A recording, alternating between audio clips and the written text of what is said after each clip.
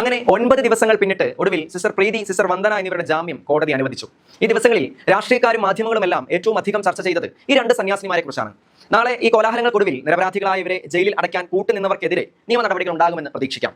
1000 കുറ്റവാളികൾ രക്ഷപ്പെട്ടാലും ഒരു നിരപരാധി പോലും ശിക്ഷിക്കപ്പെടരുത് എന്നുള്ളപ്പോൾ ജയിലിൽ അടയ്ക്കപ്പെട്ട് കൂടി സ്വാതന്ത്ര്യം നിഷേധിക്കപ്പെട്ട 9 ദിനങ്ങൾ.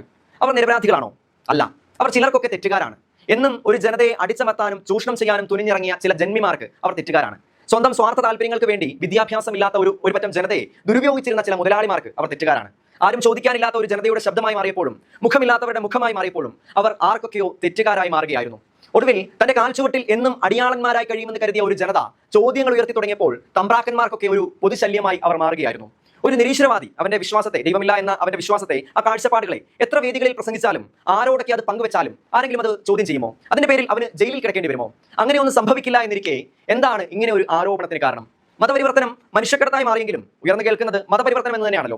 ശരിക്കും ഇത് മതപരിവർത്തനം തന്നെയാണോ? ഇന്ത്യയിൽ മൊത്തം ജനസംഖ്യയുടെ 2.3% മാത്രം ക്രിസ്ത്യാനികളെ ഉള്ളൂ എന്നിരിക്കെ അതിൽ തന്നെ ഏകദേശം 1 ലക്ഷത്തിനടുത്ത് മാത്രമാണ് ക്രൈസ്തവ സന്യസ്തർ എന്നിരിക്കെ എന്തുകൊണ്ടാണ് ഇത്രയേറെ അവർ ആക്രമിക്കപ്പെടുന്നത്? അതിനൊരു ഒറ്റ കാരണമേ ഉള്ളൂ. മുമ്പ് പറഞ്ഞ അതേ കാരണം. അടിച്ചമർത്തിക്കൊണ്ടിരുന്ന ചിലർക്ക് സന്യസ്തർ തെറ്റുകാരായി മാറി എന്ന കാരണം. മുഖമില്ലാത്തവന്റെ മുഖമാവാനും ശബ്ദമില്ലാത്തവന്റെ ശബ്ദമാവാനും അവർക്ക് വിദ്യാഭ്യാസം നൽകാനും ഇവർ മുന്നിട്ടിറങ്ങി എന്ന കാരണം. ഒരു റാണി മരിയെ കൊന്നാലോ സന്യസ്തരെ ജയിലിലിട്ട് നരകിപ്പിച്ചാലോ വീണ്ടും വീണ്ടും അവരെ കൊല്ലുമെന്ന് പോർവിളി മുഴക്കിയാലോ ഇത് അവസാനിക്കുമോ?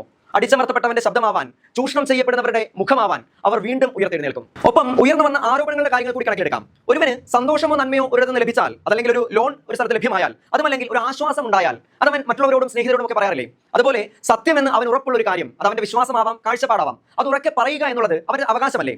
അത് കേൾക്കണോ സ്വീകരിക്കണോ എന്നൊക്കെ തീരുമാനിക്കുന്നത് അവരുടെ സ്വാതന്ത്ര്യവും. ഇതല്ലേ ശരി? ആരെയും സ്വന്തം ശരി അടിച്ചേൽപ്പിക്കാനുള്ള അവകാശമല്ല, ശരിയെന്ന് തോന്നുന്നത്, അനുഭവിച്ചറിഞ്ഞ സത്യം അത് മറ്റുള്ളവരോട് പറയാൻ സാധിക്കുക, അതല്ലേ സ്വാതന്ത്ര്യം? വായടപ്പിക്കുക എന്നാൽ ആ സ്വാതന്ത്ര്യത്തെ ഇല്ലാതാക്കുകയല്ലേ?